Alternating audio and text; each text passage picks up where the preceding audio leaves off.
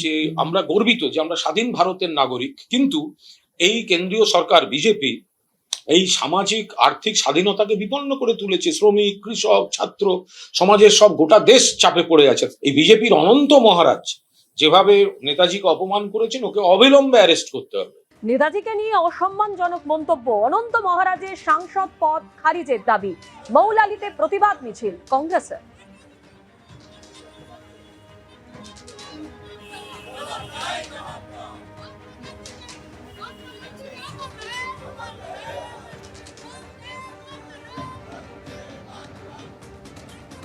প্রধানমন্ত্রী লালকেল্লা থেকে যাদের আত্মত্যাগ, বলিদান, যাদের রক্তের বিনিময়ে স্বাধীনতা পেলেন, সেই মনীষীদের অপমান করছে প্রত্যেকবার বিজেপির এমপি, এমএলএ, কোন নেতা।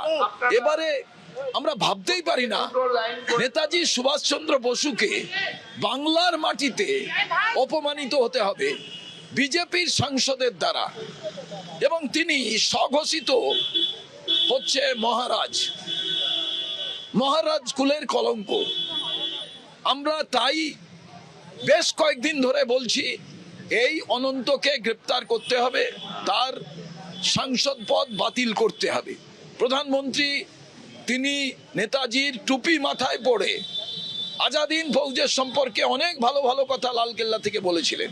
আজকে তার বক্তৃতা চলাকালীন আমরা এই প্রতিবাদ মিছিল করছি যে আমরা গর্বিত যে আমরা স্বাধীন ভারতের নাগরিক, কিন্তু এই কেন্দ্রীয় সরকার বিজেপি এই সামাজিক আর্থিক স্বাধীনতাকে বিপন্ন করে তুলেছে। শ্রমিক, কৃষক, ছাত্র সমাজের সব গোটা দেশ চাপে পড়ে আছে। এই বিজেপির অনন্ত মহারাজ যেভাবে নেতাজিকে অপমান করেছেন, ওকে অবিলম্বে অ্যারেস্ট করতে হবে। রাজনীতির রঙ্গমঞ্চে পোশাক পরিবর্তন করলে হয়তোবা এরকম হয়, যা হয়েছে। যার নাম সাংসদ, যার নাম অনন্ত মহারাজ, আমি কমিউনিস্ট পার্টি তার ভুল স্বীকার করতে জানে।